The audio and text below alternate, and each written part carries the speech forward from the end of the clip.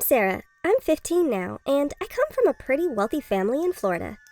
My dad, by hook or by crook, ran his own business, which made half the town hate him, and the other half work for him.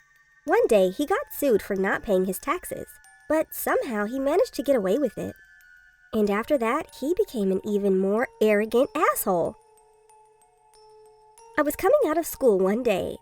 A black minivan pulled up, and two black-clad figures grabbed me and pushed me in the van. "I'm kidnapped," it went through my head, but I wasn't really scared, to be honest. One of the kidnappers jumped into the front seat, started the car, and we sped away. The other one was sitting next to me. He was wearing a mask, but I noticed that he had very beautiful eyes. Half an hour later, the driver stopped the van. They blindfolded me, took me under my arms, and led me, as it turned out, to some small cellar. There was a mattress and a pillow on the floor and a small chair in the corner. "I'm sorry we had to do that to you," said in a soft voice the guy who was sitting next to me in the minivan. "Do you want some water?" I nodded in response. He sat down next to me on the mattress and took off his mask. "I'm Donnie, by the way," he said quietly to me, "and I know who you are, and you're here now because of your father. I'm going to demand a ransom for you because your father owes big my family. My father is a terrible man." Donnie looked at me in surprise. "Really? Wow, so you and I both think the same." I nodded. "Your father wanted to buy my family's store, but when our family turned down the deal, he set the building on fire and burned it down. Now we can barely make ends meet to live on." I looked at Donnie. I was so ashamed of my father, so I decided to help the guy. "Donnie, I'm afraid my dad won't pay the ransom for me. I'm not that important to him. He'll spare the money. But I have a plan to help you." Donnie looked at me in surprise and smiled. "You're gonna help someone who kidnapped you? Sarah, you're amazing, girl." And those words made me feel so good. I told Donnie that we were going to sneak into my house at night. I know the password to the alarm, and I know where my dad keeps his money. We take everything we can carry and split the money 50-50. Are you in?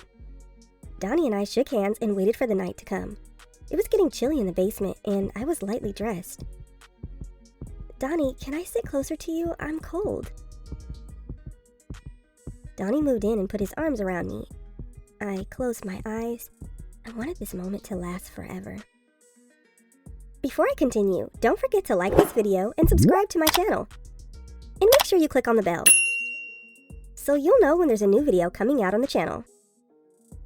And as soon as it hit midnight, we tiptoed into my house. Everyone was asleep. We broke into my father's office, and I typed in the password and opened the safe. It was stuffed to the top with money. After filling 2 bags with cash, we went out into the hallway. But then my dog started barking. "Damn it, Piper, be quiet, be quiet." But the dog continued barking happily after noticing me. Immediately the light came on and my father ran down from the 2nd floor. "Oh, that's it. You decided to steal from your own father? I'll send you behind bars, both of you," Dad yelled. Donnie reacted quickly. He pushed my father to the ground, and with the duct tape he had in his pocket, taped his mouth and hands together.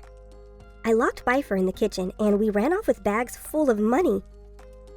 In the basement, we counted our catch. "Wow, that's almost $600,000. Donnie was shocked. We split it evenly, just like we'd agreed. Donnie gave some of his money to the family to help grow the business. And I decided to leave town and start over. "I want to go with you, Sarah," Donnie whispered and hugged me tight. We hugged, got on the first bus we could find, and drove to my aunt's house in Nevada. Upon arrival, I called my mom and told her everything. Turns out, she'd slept over at a friend's house that night and didn't know what happened between me and my dad, but she whispered that Dad was looking for me. "Don't worry, daughter. I won't let him hurt you. He won't harm you." A couple of days later, I read in the papers that Dad was being accused of a pretty big case involving fake money. And there's irrefutable evidence of his guilt. "Thank you, Mommy," I whispered joyfully and realized that I could breathe out now. My father wouldn't be ruining my life anymore, at least not anytime soon. And Donnie and I sometimes remember the story of how he kidnapped me and how our relationship with him started. What do you think of the story? Write in the comments. I'm very curious.